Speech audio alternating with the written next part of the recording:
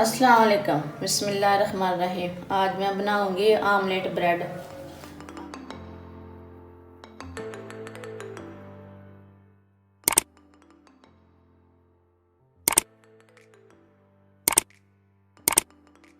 Omelette bread बनाने के लिए मैंने 3 अंडे लिए ने, 3 ब्रेड लिए ने, शिमला मिर्च लिए, टमाटर लिए ने, प्याज लिया है, सब्ज़ मिर्ची, नमक, लाल मिर्ची, काली मिर्ची, गरम मसाला, ऑयल।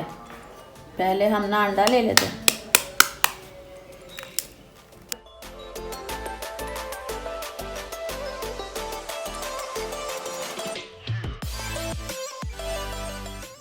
इसमें ना सब्ज़ मिर्ची डालनी, टमाटर डालना है, प्याज डालना है, शिमला मिर्च डालनी है, नमक डालना है, लाल मिर्ची, काली मिर्ची, गरम मसाला।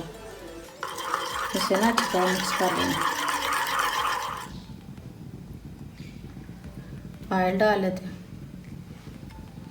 चूल्हे को मीडियम आंच पे रखना है।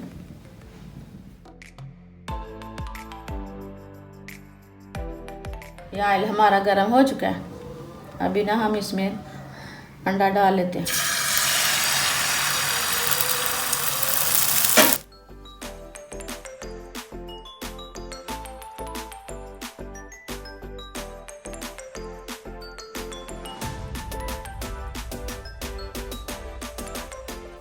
इसके ऊपर ना ब्रेड रख देना से।